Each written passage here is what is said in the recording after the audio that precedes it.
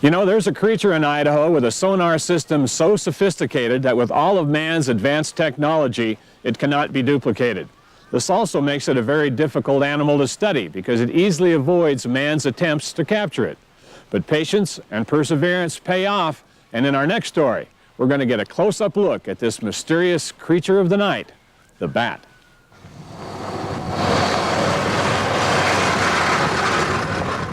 They don't make it easy. The trail into the capture site is rough, steep, and rocky. It's an intriguing rimrock area near Bliss called the Bennett Hills, part of the Bureau of Land Management's Shoshone District. The scientists know of a number of caves in the area, and they suspect that there are more here yet to be discovered. There's also reason to believe that bats will roost in the narrow crevices high up in the rimrock that frames the valley. Let's put it out. As is the case with most biologists, they have learned to adapt their schedules to fit the lifestyle of the animals they study. Yeah. So this excursion begins in the soft, golden light of early evening. A harp trap. When you get it set up, it looks something like a harp. The strings in the harp are actually monofilament line. They all run vertically, and it's designed to confuse the echolocation systems on bats. Lyle Lewis is part of a research team made up of scientists from the Bureau of Land Management, the Idaho Department of Fish and Game, and the United States Forest Service. Recent surveys show that in the last 5 or 6 years, the population of bats in the area has declined by almost 2/3. This reflects a trend nationwide. Six bat species in the United States have been listed as endangered, and 18 others are candidates for listing. 6 of those candidates are species that reside in Idaho. And we know very little about them, so it's difficult to protect them without doing some survey work, trying to find out where they are feeding, where they're roosting, and where they're getting water, where they have their what's called maternity roost, where they have their babies, as well as where the males and the non-pregnant females hang out. And the more we learn about bats, the more we're finding just how beneficial they really are and how important they are to making the whole system function. But in this area, just being a predator of nighttime insects is a really big benefit. Obviously, the more bats, the less insect spraying we have to do. It's important for farmers. A single bat can eat up to 600 insects in an hour, signifying an exceptionally effective predator. The sun has disappeared behind a far bluff, leaving behind a world suddenly bereft of its golden warmth. Up in the cloudless sky is the faint outline of the moon. It gradually becomes more distinct, brightening as the shadows deepen. The first bats appear, flying erratically, silhouetted against the fading light. The scientists hurry to finish their tasks in the near darkness.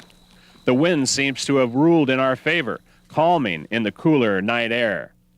A hopeful indicator of success. Now it becomes a waiting game.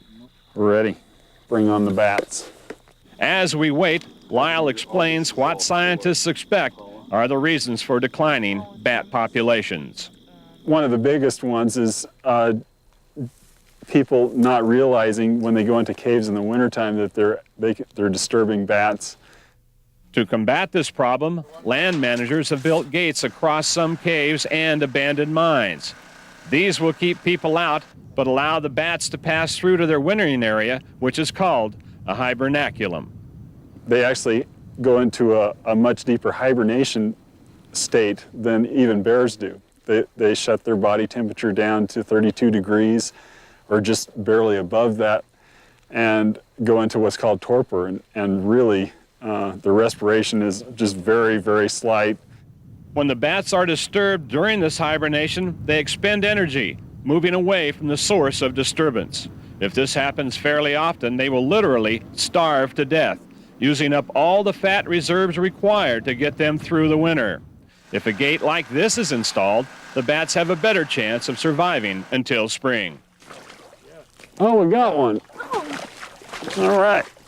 It's hanging upside down, tangled in one of the mist nets. It's a male Ori bat, distinguishable by his large size and the frosted look to his hair. Hey, could you get me your leather glove? These guys got some jaws on them. When you handle bats like I do, we get rabies shots to make sure that you have to take some precautions, because when you're actually handling them, and you will be, they're going to be trying to bite you, and occasionally they may. Although rabies is often linked with bats, in reality, less than 4% of them actually carry the disease. Let's take him back over here where we can do all the measurements. Since a bat's weight can vary up to 20% in one night, the length of the bat's forearm has become the standardized measurement. In addition, the scientists record the time of capture, the bat's sex, and its age. That is, whether it's a full adult or not. All those are his fingers. It's a delicate, translucent membrane that connects the bat's fingers and thumb. His face is a study in concentration. He stares back at the camera steadily, no doubt seeing a reflection of himself in the camera lens, perhaps wondering about that mirror image. Okay. Ready? The time has come to set this mysterious creature free. He hesitates briefly and then disappears into the protective darkness.